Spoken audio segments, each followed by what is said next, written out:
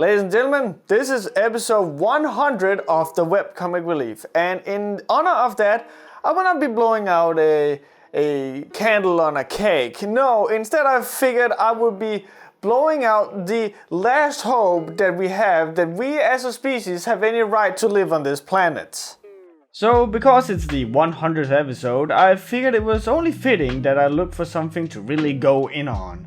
Something I could dig into, dissect, and analyze. Something bad, something really fucking bad.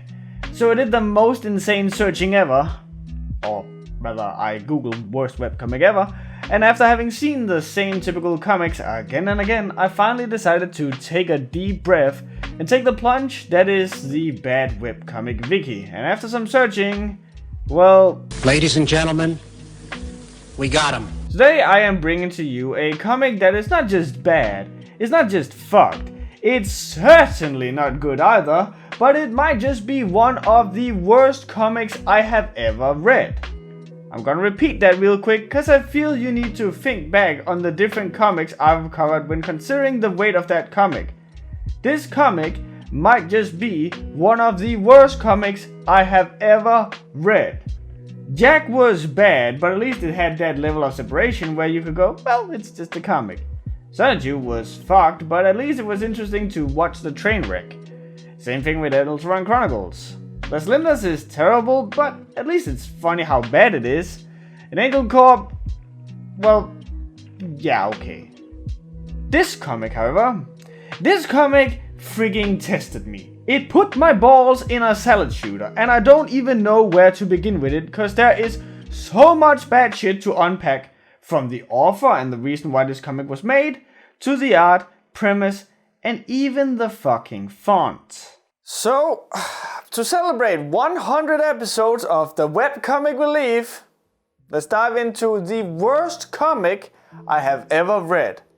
Latex Blue. So, to start us off, let us talk about why God has left us and committed toaster bath, and talk about the creator of this abomination, Dragonfly. Now, a lot can be said about Dragonfly, so I will, and I'll get more into it throughout this review, but let's start out with why Dragonfly decided to curse us with this train wreck. You see, actually, let me just quote the guy to help you get an insight in what he believes this comic is, because I feel if I just say it, you'll think I'm making it up. Children's books have always been my favorite genre of literature. There is a particular emotion one gets from the best of them that is almost absent from other books, except Don Quixote and the Pickwick Papers. The best children's books are about nonsense, simplicity, fantasy, and ecstasy. Many children's books have hidden erotic undertones. Lewis Carroll, for example, used to befriend small girls and photograph them nude when he could get their parents' permission. Alice apparently represents his erotic ideal. L. Frank Baum's books are full of extremely weird and sometimes morbid plots, many of which involve known fetishes. Now, why must the sexuality in these children's stories be so repressed? What the actual fuck did you just say to me right now? Get out of my sight. Get out of my sight. That is therefore the purpose of my comic, to combine the delight of a children's story with pure, unbridled eroticism. So, Genius over here wonders why there's no full-on anal fisting in stories targeted towards children, centered around children, and are written for a child to comprehend. Holy shit, dude, what the fuck is wrong with you? This is just the tip of the iceberg, by the way. Reading this comic, I found myself many times be more interested in the insanity coming out of this guy's mouth. And I will just come out and say it, the kids' gloves are off in this episode. I've been donning kids' gloves since forever, it feels. The last time I probably took those gloves off was maybe in the last Sonitude video. Maybe one glove came off slightly when I covered Andrew Dobson. But here, now, I'm removing both of them. The weighted clothing is off. I'm gonna go in on this guy. If you don't wanna watch that, I'll just tell you the verdict now. The comic is ass in every single facet. But yeah, I'll be going hard on this guy because this person doesn't deserve me holding any punches.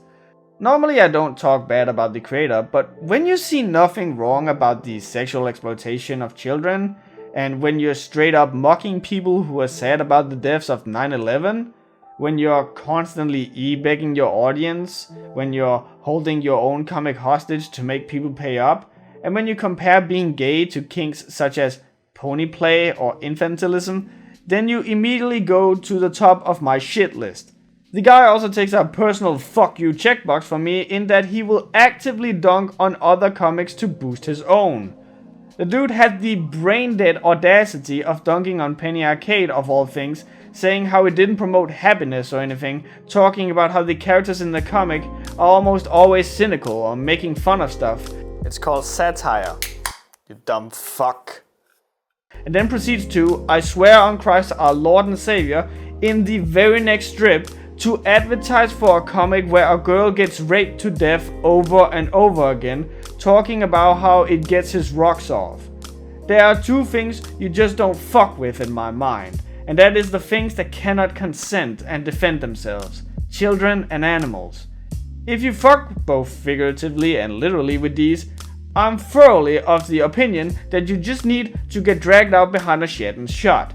So when this guy is out here saying he wants to make a children's story with the most hardcore sex ever and has straight up admitted to having sex with animals, I believe you can understand why in this episode there's gonna be a lot of name calling and no kids gloves.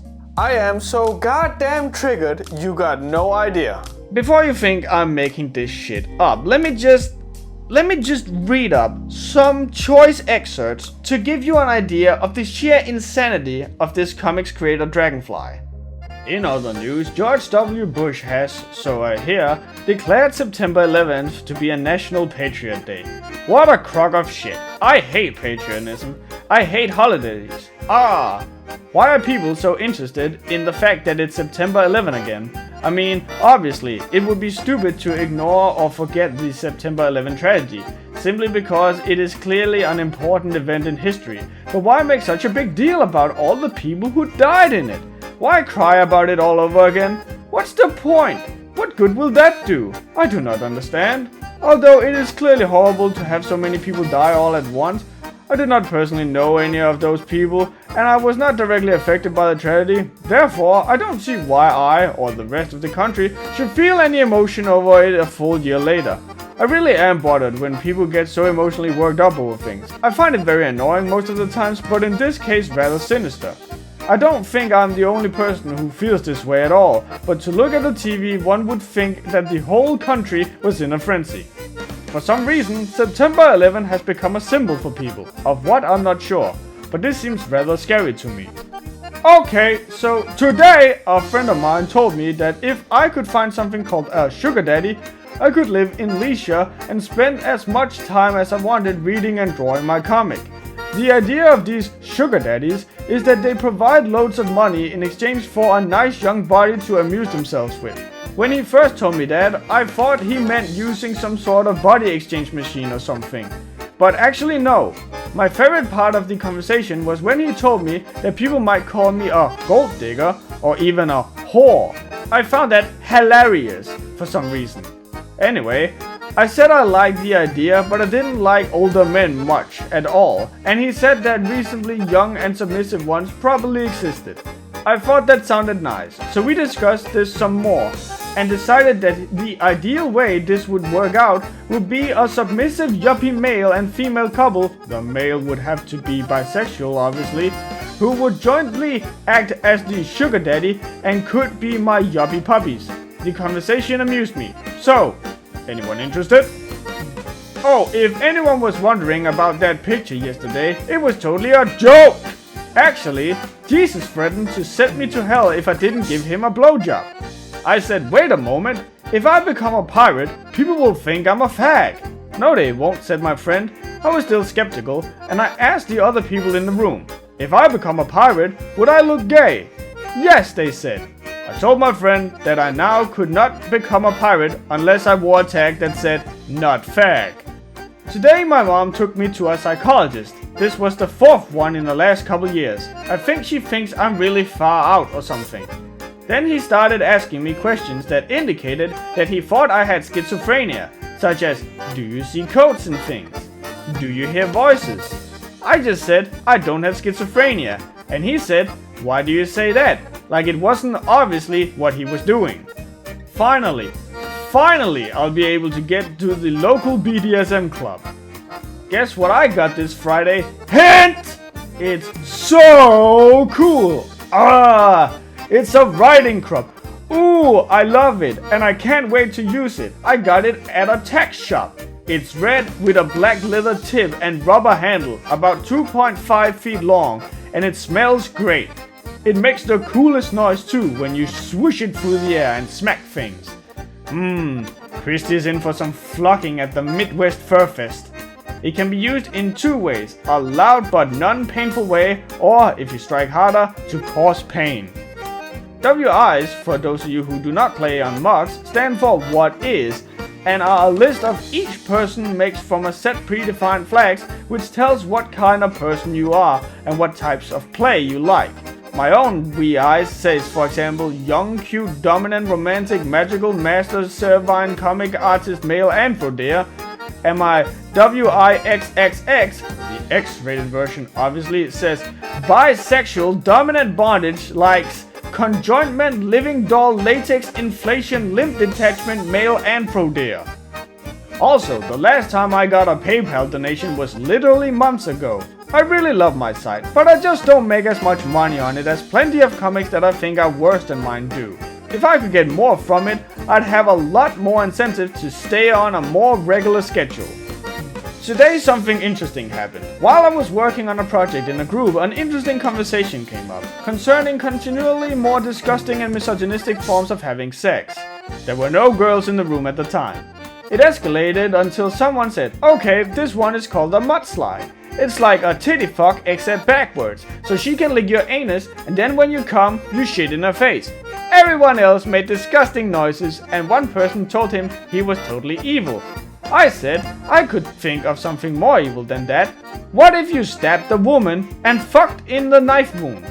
All the rest reacted with gaping mouths. I was surprised at their reactions. I mean, it's an easy game to escalate. You just have to think of something more disgusting.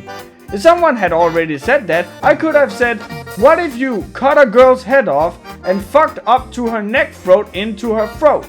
They just didn't have the imaginations. A friend and I were discussing how I would organize the personalities in a girlfriend with multiple personality disorder. I'd have, I think, about 3 complete personalities. One quiet, logical, and brilliant, one sarcastic, creative, and slutty, and one bubbly, energetic, and silly. Furthermore, they would all be submissive in different ways. One would be a doll, one would be a slave, and one would be a pet. I'm not sure which form of submission would go with which personality yet. This would all be very convenient because if I started getting annoyed with one personality, I could just make her switch to another one. I played a lot of Deer Hunter, the computer game in my day, and I realized it's actually rather erotic if you think about it. I mean, you have deer calls that imitate the sound of a doe in heat, which produced a little fantasy that went something like this. The deer calls all say things like, hey, come over here big boy, and stuff like that. Maybe depending on how you use the call, you would make it say things from, hey cutie, to, oh my god, somebody fuck me right now. And it would be up to your own skills to use which call when. The decoys would be well endowed inflatable deer and maybe something a la real doll.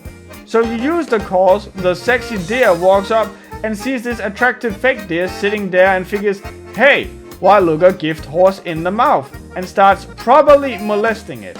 You'd be in your heart, of course, but you can't shoot a live sexy deer, that's just too sad. So I figured that you'd become so aroused by the scene before you that you masturbate and shoot them with spooge instead. Lol, I can just imagine the deer humping away, then suddenly gets hit in the eye. What the frill? Where did that sperm come from? Teehee, fantasies are so fun.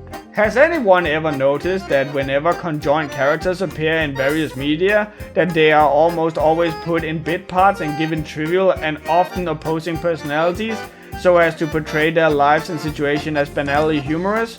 Rarely are they ever given depth, and their problems explored in more than the shallow sort of ways. For example, Cat Dog from the abominable show of the same name, the Jesters from Dragon Tales, a marginally amusing show on Cartoon Disney, the announcers from Star Wars 1, Sarah's Blackmane, The Adventure of Fairfine, or Tugwire in Latex Blue. this is nothing but pure and shameful discrimination, sort of how black people are portrayed in old movies. Someone should start a conjoinment anti-defamation league.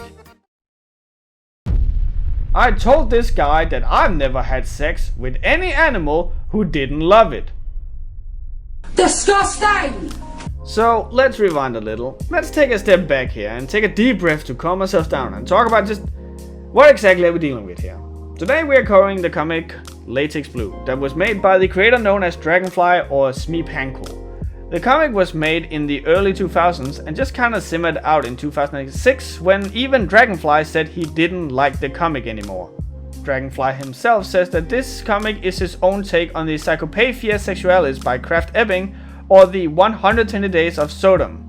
If that last work doesn't ring a bell with you, it's the movie widely talked about as one of the most fucked up movies in the world. You know, the one where a guy just walks into the middle of a room, dumps ass on the floor, and then forces a girl to eat it.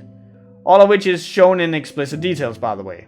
Yeah, remember the guy who said the purpose of his comic was to combine the delight of children's stories with pure unbridled eroticism? Yeah, take that and mix it with what I just described. If this guy isn't on some watch list somewhere or every watch list ever, something is very, very wrong.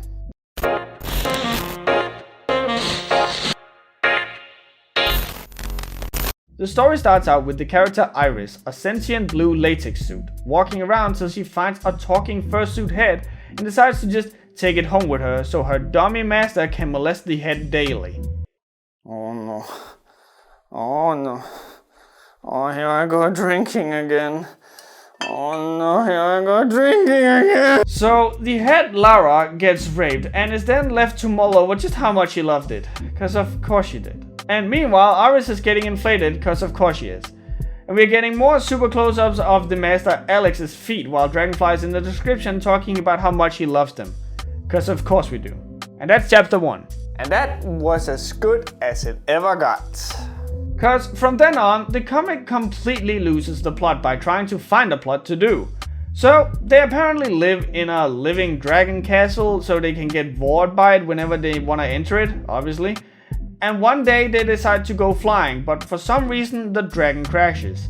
They then find themselves in a tavern where the currency is doing sexual stuff that you'd not want to do. Here Iris gets captured by some queen that's constantly referred to as hem, and I think it's because it's identifying itself as one of those extra genders. Alex gets taken in by some ruler and Lara ends up dating a wolf with a cyborg arm that gets forgotten most of the time called Ken. Meanwhile, a pair of skunks, conjoined by the tail, find Lara's body and starts fucking it both in the ass and in the neck stump. Why are you the way that you are? I hate so much about the things that you choose to be. The comic then continues the different character storylines as they don't do anything. Like a bunch of stuff happens to them, but nothing ever so really happens. Remember how Dragonfly was giving shit to other comics? He typically does this when anything negative happens to the characters, despite having that exist in his own comic. Like the dude is lambasting Penny Arcade of all things, saying that happiness is not possible in that comic. And then the dumb fuck is trying to make a comic inspired by 120 Days of Sodom that is very much the abandonment of happiness. This dude says consistent as Blizzard's writing. Anyway, the problem is that, as we've been over before, there needs to be a low so there can be a high. But he insists on never having his characters be truly distressed, despite the plot many times need that. Like, okay, there's rape in the comic, right? Like, if I turned myself into a disgusting piece of shit that should be chucked into a volcano and tried to see the appeal of rape, well, it's a power fantasy, no? Like, you're getting satisfaction of your ability to take something from someone without their consent. So what the fuck is the point with having rape in your comic when people are happy to be raped and are straight up asking if people are okay with them getting raped? Like, Iris and Alex gets captured and used as sex slave and is raped repeatedly, but they both enjoy it. The only reason why Iris wants to escape is cause the plot demands it.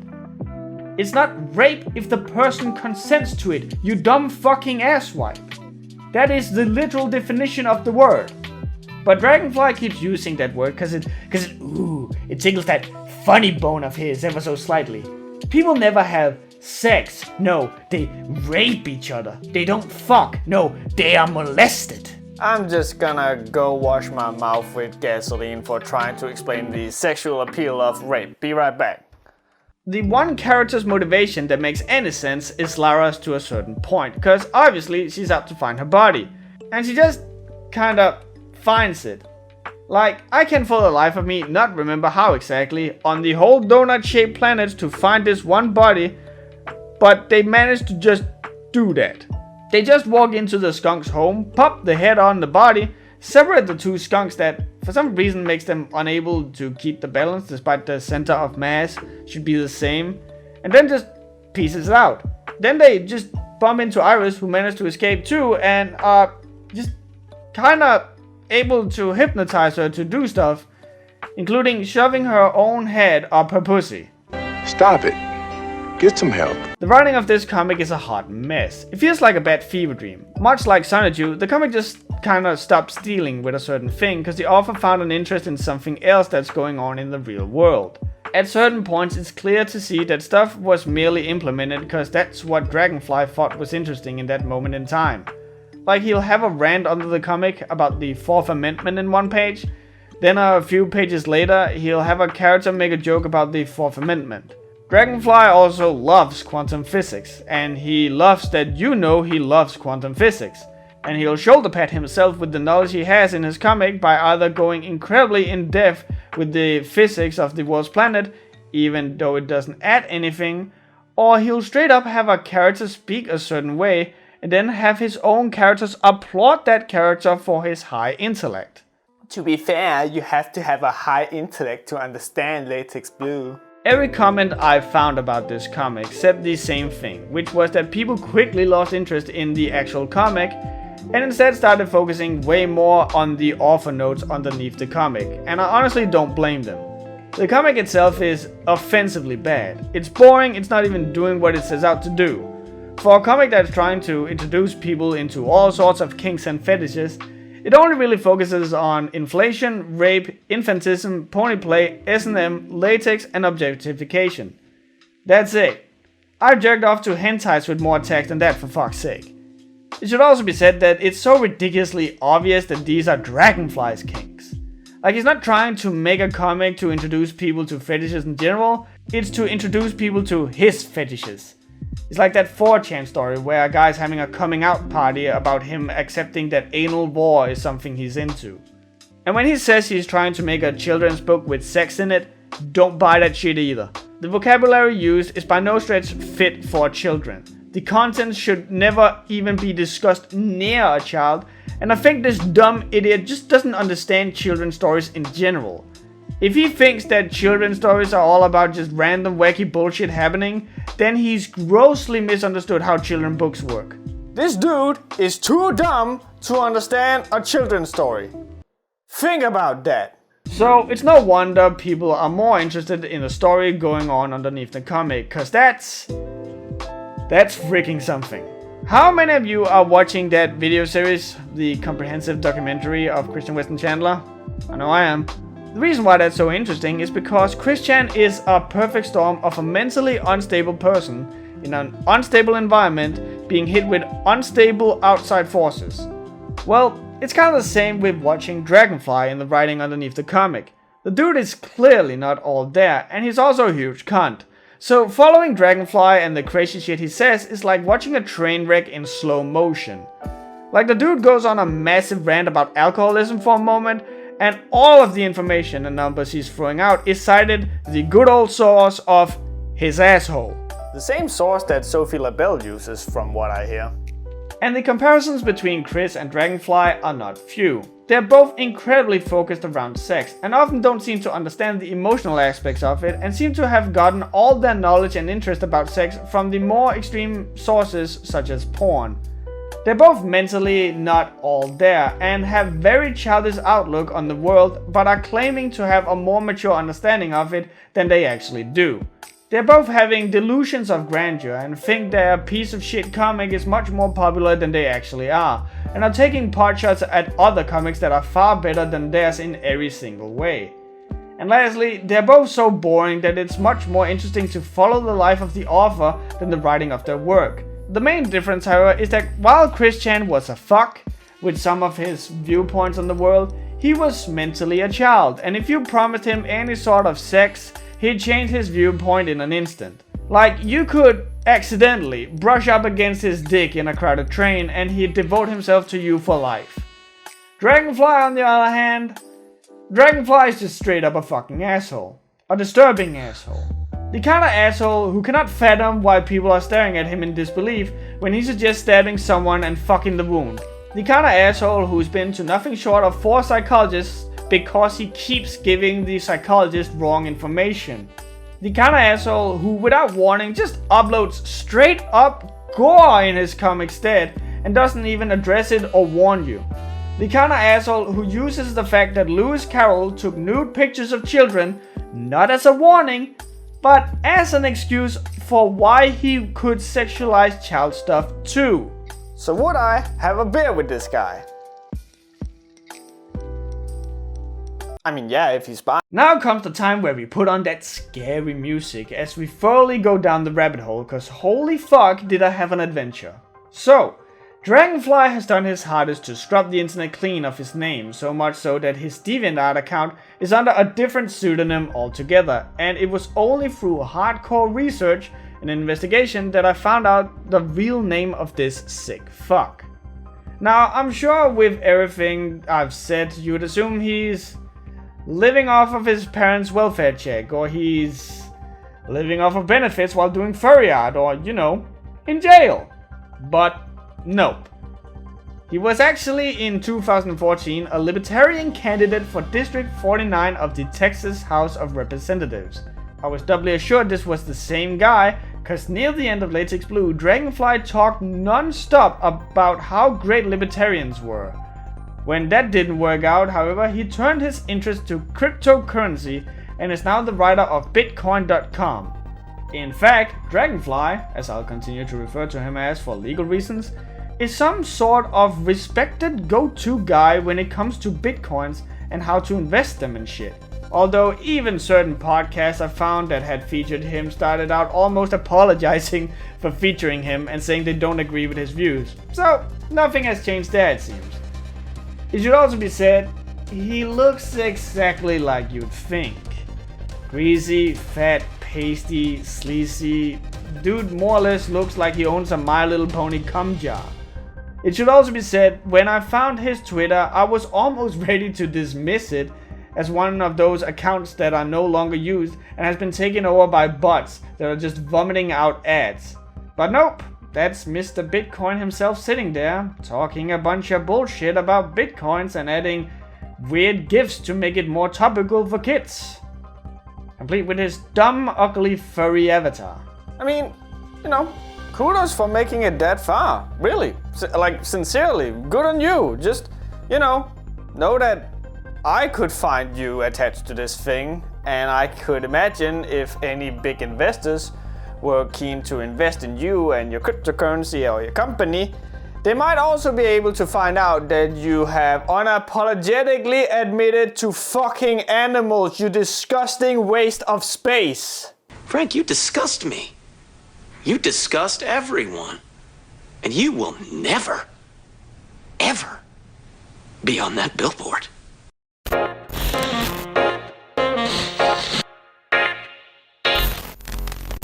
Dragonfly made this comic with the hope that he could open people's eyes to all the different fetishes and kinks out there, and that's...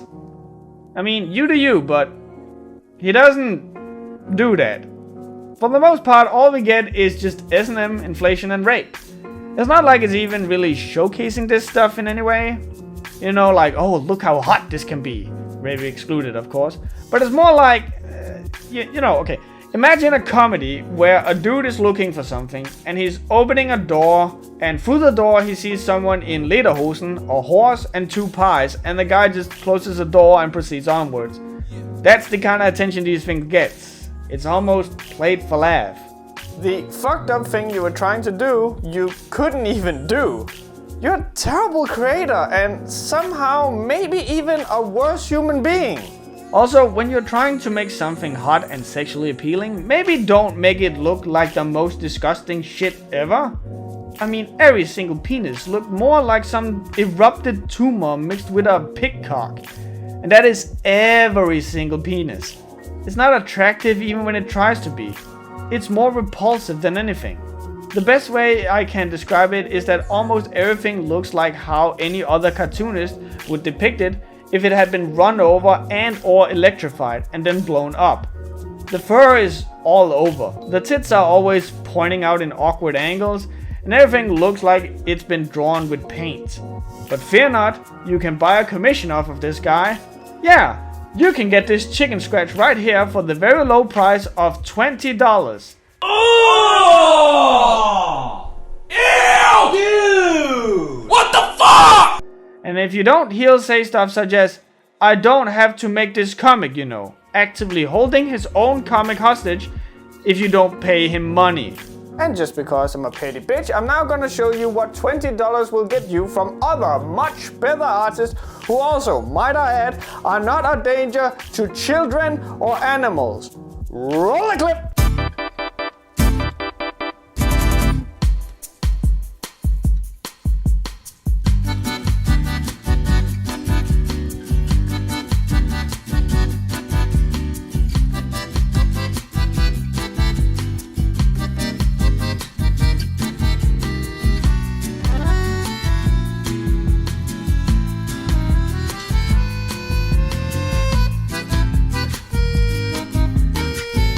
Dragonfly, disgusting piece of shit that he is, also sucks impure conveyance of information.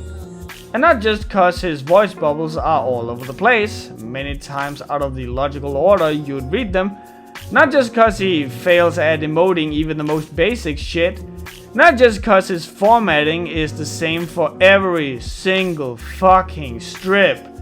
No, but because he's an asshole who doesn't draw well. Like, important shit like making Iris, who's a walking latex suit, look like an actual latex suit. She doesn't look anything like that. She looks like she's made of rubber or some sort of gummy bear. It's the main thing about your character and you couldn't even get that right. Then what's the point? Imagine if, to show Hulk being strong, they made him look like a skinny skeleton and all he did was lift small sticks. No, they make him a hulking mass of muscles. The visuals drives the point home every single time you see him. Several characters are also walking fursuits, but they just look like normal furry characters. So when one character's head just gets cut off and replaced with another, you're sat there pondering, what the fuck is going on? And you'll have this feeling many times during the comic, because Dragonfly is such an unapologetic trash tier artist.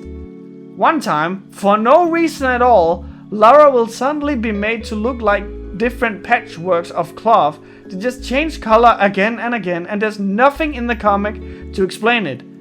It's just something she does because Dragonfly hates you. I don't think I can properly put into words just how happy I am that Dragonfly is really the scum of the earth, and he's also a failure in every creative regard as well. So it's not one of these comics where I have to go, well, the comic is trash, but at least so and so. No, he's just thoroughly ass. Every strip has the exact same composition. The exact same. 4 frames every fucking time, and they're hardly even enough to sum up the brain-dead insanity that's going on the page. So much so that Dragonfly, to move the plot along, will set up the issue with the 3 first frames and then solve it in the 4th by a trivial comment. Like there's literally one point where someone goes, "No! I like being held captive here against my will!" And Iris says, "No you don't." And the person goes, "You're right, I don't!" And that's the conflict solved. I'm dead serious. That's the solution to the conflict, if you could even call it that. Like, look at how lazy this person is, and he has the audacity to lambaste his audience for not paying him. Here's a newsflash, dumb fuck. The reason why you're not getting paid is because you're shit. Your writing is shit, your art is shit, and you deserve nothing but getting shot into the fucking sun. The animal fucking fucktard here also takes any and all criticism as he puts it, hate mail. Like, I'm sure this guy has invited some very verbal angry emails because of him as a, all the air quotes in the world, person and the content he makes. But he hardly ever admits to being in the wrong, be it with some of his thoughts, statements, or the stuff he makes. He's just going, tee-hee, it's fun to get hate mail. Or when someone disagrees with him, he will write an essay to just reiterate his point, but in more words. Maybe that's why the comic from the beginning to how it looks when it ends is the same trash-looking garbage fire all the way through. Cause he never takes any criticism too hard. Latex Blue is his own little echo chamber, and I would love nothing more than to just highlight all the names of the yes men he surrounds himself with, cause they're actively part of the problem and should be ashamed of themselves.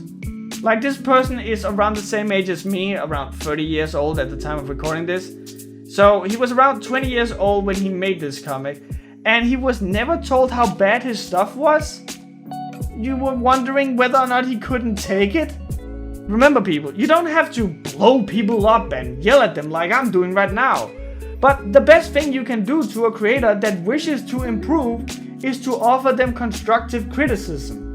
I mean, Dragonfly apparently thought this bullshit was worth $20.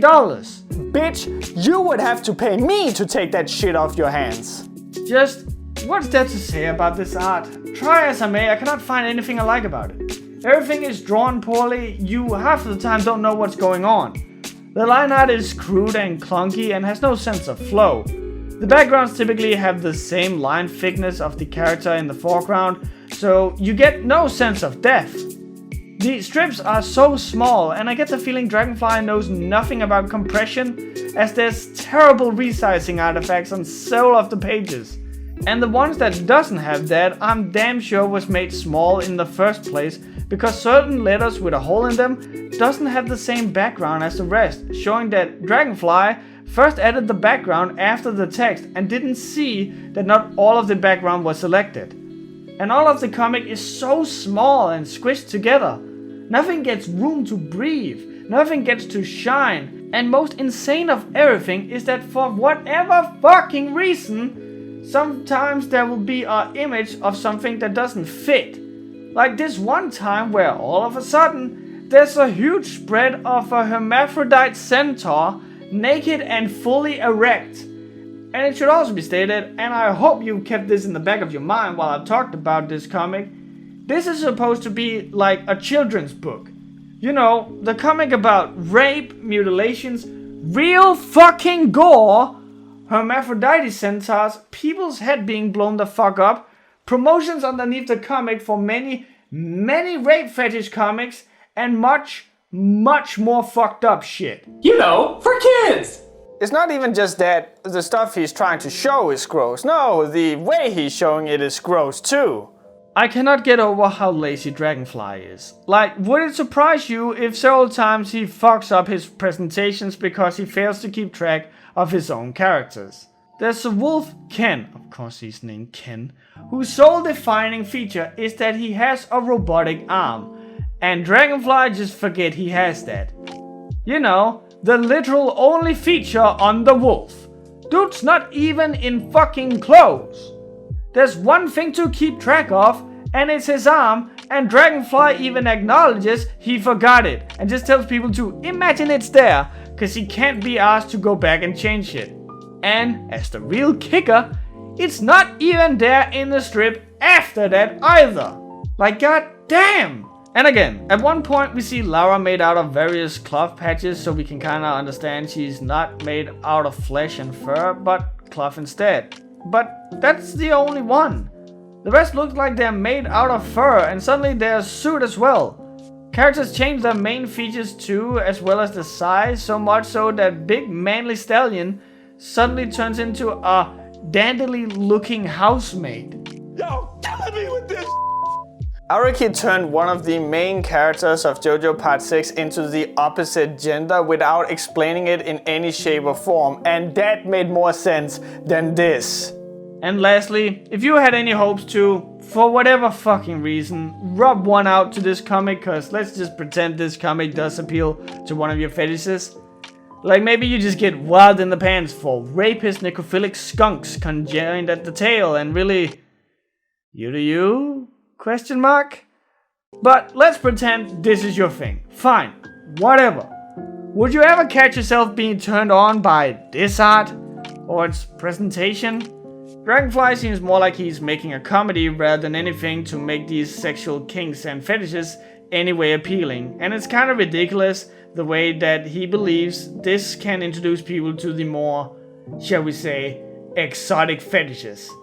Like, I'm sure you'll remember I'm not into bondage, but then you got Sunstone and suddenly, yeah, maybe there's something there, huh?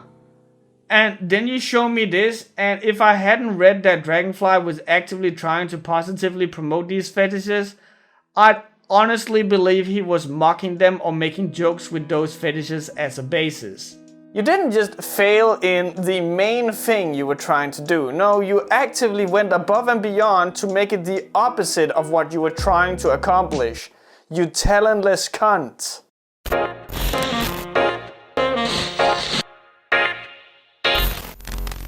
I'm sure if you watched all my videos, and if you haven't, what are you doing?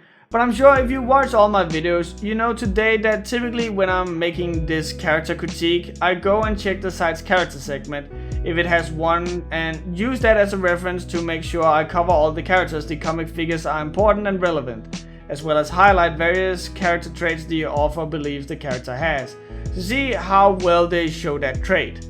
Like how House Pet's figured unimportant character trait was that a character wore a cool hat or some shit. And speaking of house pets, when I covered that, I claimed that site had the worst character segment of any comic I'd ever covered. That was until now. Feast your eyes on this bullshit. And if you have eyeballs in your face, you might make the observation that I made too, which is that this is goddamn trash. The fuck is this? The fuck is this, Dragonfly?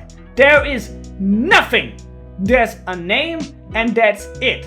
No biography, no traits or anything. And the real freaking kicker here is that even the goddamn illustrations of the characters aren't even made by Dragonfly himself, but are fan art. What even is the point with this site, you dumb idiot? So let's just get this over with, cause big shocker, I know the characters are abysmal and in no shape or form worth talking about in any capacity other than venting about how much you hate them. First of all, we got Iris, the blue latex girl that the comic lends its namesake to. As we've been over before, the comic fails in every regard to convey she's made out of latex and instead just makes her look like a gummy bear in the shape of a cat.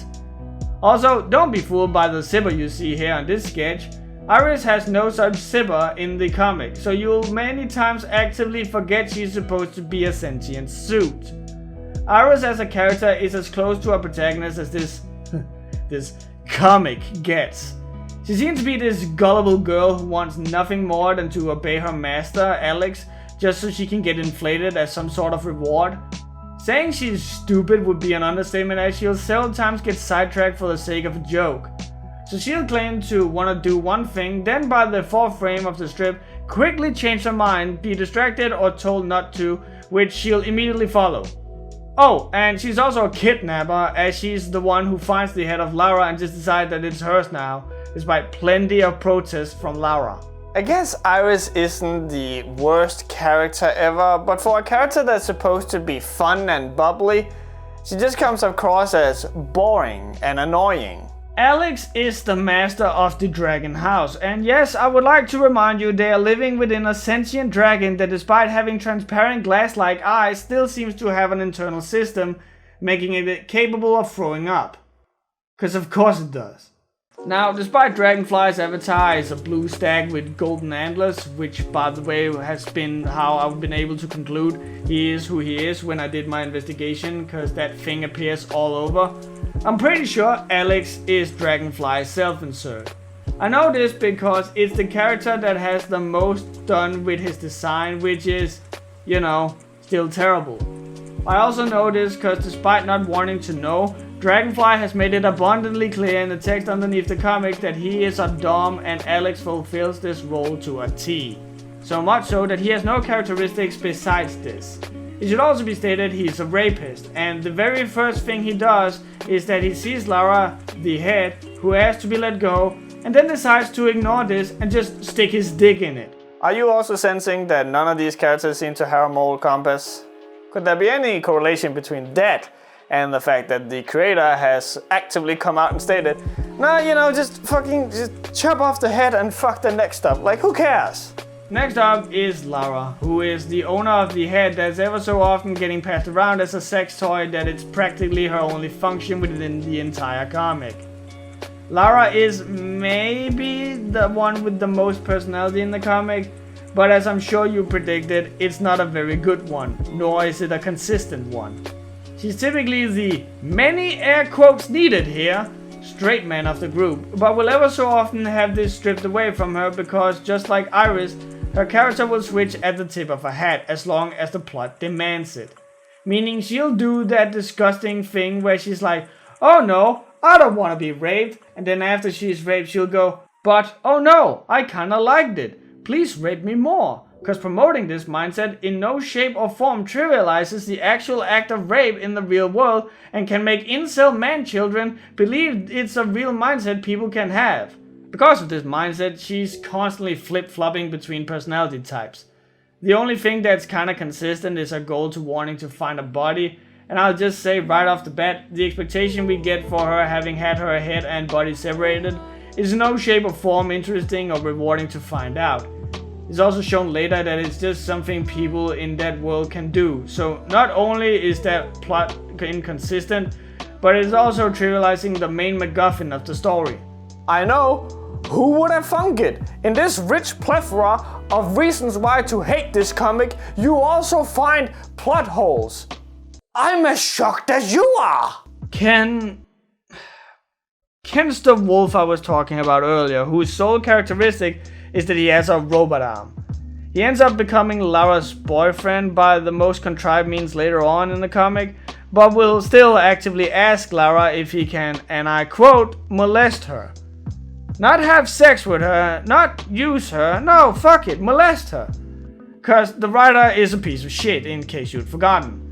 But yeah, as stated before, Ken has nothing to bring to the table. He's literally just there to transport Lara to her body.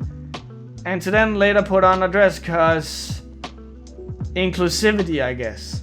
Cause you wanna be included in this comic, right? Not a good comic. No, you wanna be included in this comic that promotes rape, necrophilia, and animal sex. This is the comic you wanna be represented in.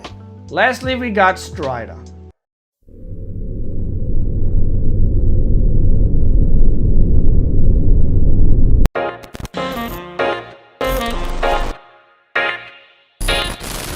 The writing is a 2. The only thing keeping this thing from getting a 1 is that the plot at least exists. The comic finds a way to somehow both be incredibly boring and incredibly offensive and disgusting. The art is a 1. It looks horrible, it's conveyed horribly, what's portrayed is horrible, the format is horrible. If I could plug out my own eyes so I'd never have to look at this comic again by accident, I would. The characters are a 2. The amount of times when reading this comic I had to stop myself and go, wait, what are their characters like again? Is staggering. With so many characters you'd think there'd be a difference, but there really isn't. The final verdict and my reading experience of Latex Blue is a fucking 1. I hate this comic. I hate the comic and I hate the animal fucking, child endangering, greedy, manipulative, sociopathic writer that created it. And yes, this is very much indeed the very worst webcomic we've had on this show. Stay far, far, far away from this. So, there you have it. The worst webcomic I've ever covered on the Webcomic Relief. What a perfect way to celebrate episode number 100. Just thank you all for following me on this wacky journey that I have been on. It's been a long time coming, and we're finally here. Thank you so much, just for your support, for your comments, for your feedback, for your fan art. I want to give a huge shout out to my friend Alice. Thank you so much for always being there for me and helping me with everything I needed help with. Thank you to the Webcomic Relief Discord mods for always, helping me out and always, setting me straight when I was in the wrong. Thank you so much to Nick Knudson for the countless shout-outs that he has given me throughout the years, and also just helping me with this whole YouTube thing, trying to learn the ins and outs of it. Thank you so much to all my patrons who has helped, donating money so I could start taking the show more seriously and actually move on with my life in a different way that I normally wouldn't be able to. Thank you to every one of you who has shared these videos and liked them, who has made memes out of them. Just thank you all, and I can't wait to see what the next 100 episodes of the show is going to give us. So with that, I'll see you guys in the next Webcomic Relief. Take care.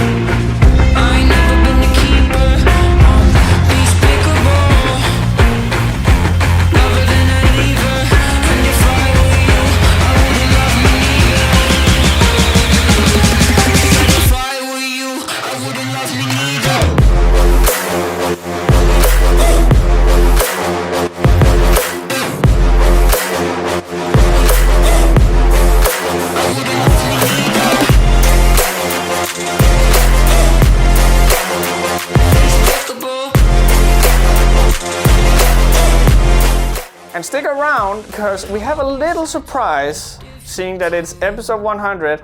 I'm not gonna leave you completely empty-handed. There's going to be another video, do check that out. So that was episode 100, and I think it's going to be a long time before I will find anything that is quite as bad as this one. To those of you who may think that I went a little too hard on the good old Dragonfly, then, I try not to do that. But when you actively, in my opinion, become a danger to children and animals, then something just comes over me, and I can't in any shape or form not, summon the demon, so to speak. And I tried my best to keep it still at the comic, but because there's so little in the comic, because it's so all over the place and so weird, I figured it was only fitting that I instead went in on Dragonfly, as he is kind of the, he is so connected with the comic, much like Christian is. So it ended up becoming, this. I still hope you had fun with the video. For legal reasons, I have to say that everything that I have said about Dragonfly is alleged. But yeah. As for announcements, it was episode 100. I figured this was a bad enough comic to warrant on episode 100. I don't know about you. I would love to hear what you think in the comments. For those of you who stuck around to after the credits, first of all, thank you. Second of all, you will know that there is a little announcement for a little extra video. And that is a video that has been made together with the Webcomic Relief Discord, as they have made a little funny comic, about 11 pages or so, and has asked me to review that, and it has been done, you know, because of episode 100. So it will be a little short, bite-sized Webcomic Relief episode where I just go through this comic and review it as Riser and everything. So I hope you will enjoy that. I'm going to see if I can't throw it up at the same time as this video, and if not, it won't be that far behind. And with that, I think it's about time that we go in and talk about the amazing people who help support the boy with making episode 100. Nicholas Knudson. Nicholas wants me to push the YouTube channel called FishStickOnAStick. It's a channel that does roast reviews and readings of Creepypasta, so it's basically what you'd get if you mix Nightmine and the Webcomic Relief together. So check it out! Amocin. Amocin wants me to push the Boy Scout popcorn sale that is going towards the Boy Scout troops' activities and pay for their adventures. This event is going to continue until the end of October, so you still have time to pitch some money in. Get some popcorn and help support a good cause. Make sure to use the link in the description. I'm a Moron. I'm a Moron wants me to push, well, me. And he says, I want to promote the Webcomic Relief by Riser. If you become a patron right now, you can type first like me in the comments and join the cool type first club like me. The Bonsai. Bonsai doesn't want me to push anything this time. He just wants me to say, and I quote, just tell the fam you rock or something. Thanks man, much appreciated. We got Luke McKay. You should all know Luke McKay as the talented creator behind Boss of that we've already covered on the show. Luke wants me to push one of his many works, and I figured for his first shout out, I wanted to shout out the thing that made me recognize his name way back when. So by all means, go check out the Rooster Teeth comics and revel in the hilarity that only Luke can create. There's a link in the description. Hugo Junstrand. If you don't already know, you should know that Hugo Junstrand is the amazingly talented artist that does my title cards, and if you want to see more of his stuff and celebrate him crossing into 10,000 subscribers, go and check out his animated covers on his YouTube channel. The link is in the description. Nana Newcomb. Nana is working on a webcomic called 6 Months, and is a romance comic about a detective who falls in love with a superhero of a city. If you remember the name Nana, you definitely know that she's been a long-time supporter, and my god, can you see that this girl has improved. So please, go check it out. And also a huge shout out to Sebastian Vanborg, Graham Herring, Lurayo-kun, Naoto Kamagiri Terumi, Hitori the Artist, Why Not Warrior, Cage Varfield, Shiv, and Draker of Adrian. And a massive shout out to the people that you see on screen right here. If you want to support the show, change my life and make it so I can live off of making YouTube videos, please go to my Patreon. Here you can donate anything you want and get a ton of rewards for it. Just go to www.patreon.com/riser. And remember, that's with 2 I's. You can also go to TeePublic and get your hands on some of the new sexy Webcomic Relief merchandise. You can either get the Webcomic Relief logo, or you can get various different versions of the Blow the Lid of Your Imagination typography. These things can both go on a t-shirt, a shirt, a phone case, a laptop, anything you can think of. So please check it out. If you don't want to support the show financially, you can always like the video or share the video with your friends. And I'll see you guys in the next Webcomic Relief. Take care.